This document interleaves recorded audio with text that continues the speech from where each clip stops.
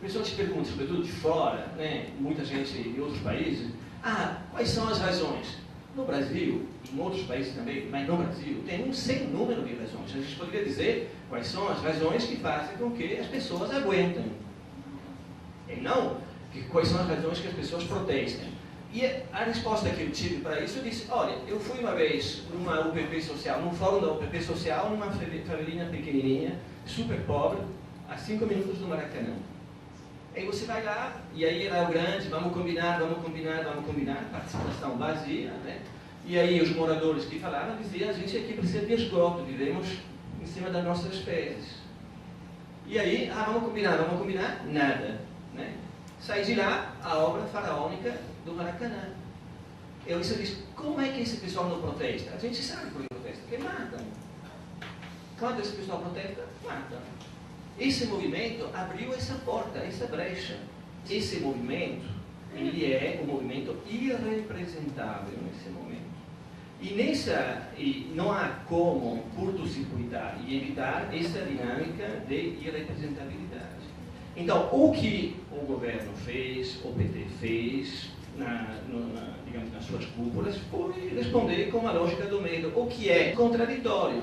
É contraditório por quê? Porque ficou com medo da desestabilização, do conflito, do debate, né? Quando ser de esquerda, independentemente do partido, do candidato, do momento, em geral, é estar do lado da democracia enquanto direito do conflito. Né? Então, esse medo, ele é, ao mesmo tempo, uma conquista, esse medo completamente paradoxal, é uma conquista do movimento como destruição do medo e do consenso totalitário que esse modelo de governabilidade, em particular no Rio de Janeiro, tinha determinado. Tem um outro discurso, que é o discurso do complô. Vejam bem, companheiros, tem uma manifestação com quase 1 milhão de pessoas na segunda-feira. O pessoal falou 100 mil, mas o Bola Preta tem 1,5 milhão quando tem a mesma visão. Então, enfim, muita gente. Se alguém vai na Assembleia Legislativa, você acha que é um barato, mas poderia ir do fórum, é só você ir, né? A questão é, quer dizer, é um raciocínio completamente, como dizer, a gente começa a construir a teoria do complô, outros dizem, por que ninguém apedrejou a Fiesp? Bom, porque você não faz, quer dizer, o movimento, esse movimento, todo mundo viu, não tem direção. Se alguém quer dirigir, vai apanhar. Não tem direção, tem que ficar dentro dele. Mesmo os fascistas, quando estão dentro dele. Né? Então, é absurdo construir a teoria do... Então, 1 milhão de pessoas na Rio Branco, 2 milhões na Presidente Vargas, só fala de P2, infiltrado. E quem infiltrado? Está todo mundo lá. O problema é quem está fora, eventualmente, que é uma minoria. Todo mundo estava na Avenida Presidente Vargas. É absurdo falar nesses termos. Não há complô nenhum. Há um desafio como ficar dentro desse monstro, que é efetivamente monstruoso. E esse monstro nem sempre é a multidão que a gente fala. Né? A multidão não é uma definição sociológica, é a definição sociológica da massa, entendeu? A definição sociológica é uma composição social hoje absolutamente heterogênea, né? Uma composição social extremamente fragmentada, né? Que não funciona mais como massa, mas por modulação de fragmentos. A multidão é o momento em que esses fragmentos são capazes de fazer-se e de se afirmar como singularidades que só existem na cooperação com o outro, entre as redes e as ruas. A internet e a rua vão juntinhas, se alimentando reciprocamente, como a gente viu ontem à noite na praia do Leblon. A convocação na internet para as pessoas se acharem, eventualmente se encontrar e eventualmente fazer uma acampada, que é a coisa mais localizada, mais territorializada que a gente possa imaginar. Redes e ruas vão juntos. Agora, o verdadeiro desafio é dentro dessas mobilizações e dentro dos furto coletivo, que é a manipulação que a mídia faz, não é o fato desse movimento, é contínuo, né? Mesmo as reações de crítica ao governo, vai saber a quantidade de negociações que a gente nem sabe, que passam nesses debates sobre o processo e o outro. O que acontece? A novidade não é o papel da mídia, a novidade é que hoje temos condições de combater em um terreno radicalmente democrático. Claro, se ficarmos dentro dele. Vejam bem, a questão das bandeiras, mais uma questão. Eu estava com outros na Avenida Presidente Vargas, andando em direção à prefeitura.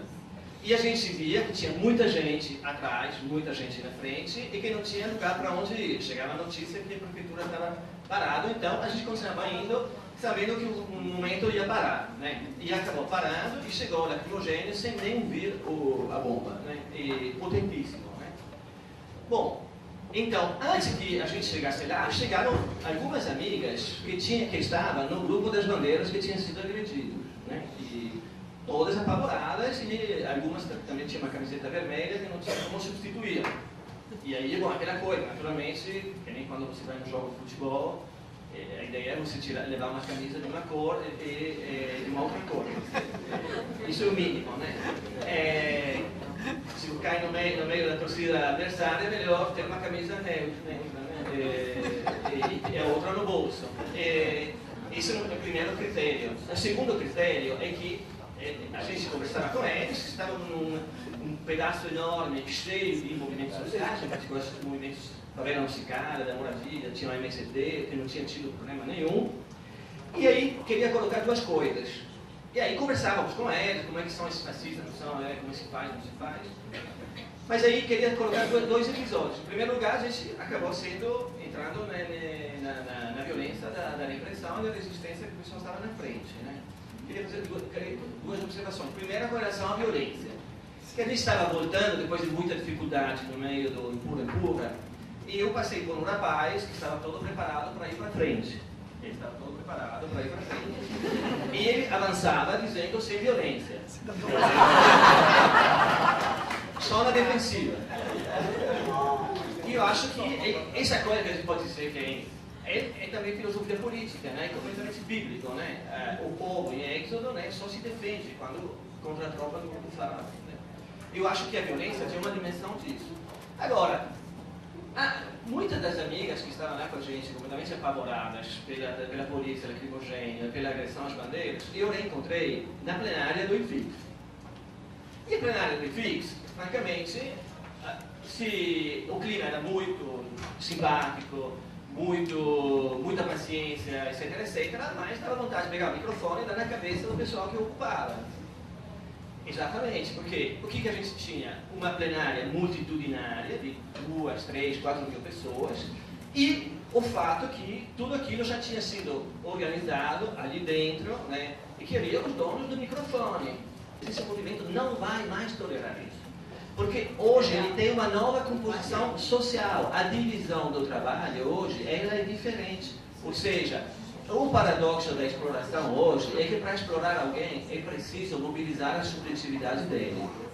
Só que a subjetividade dele, para ser mobilizada desse jeito, ela precisa ter um certo nível de cooperação e autonomia. E exatamente essa subjetividade, por um lado, tem que ser mobilizada e, pelo outro lado, tem que levar porrada. Então, nessa contradição, quando essa subjetividade se constitui, ela não tolera nenhuma representação.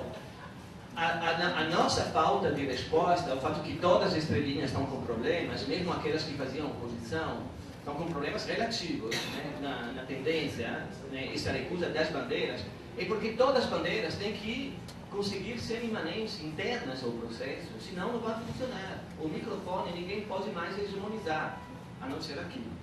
E esse que é o desafio. O desafio é exatamente esse. Eu queria concluir com a minha italianidade do Berlusconi. O Berlusconi não é o fruto do movimento, é o fruto da destruição dos movimentos.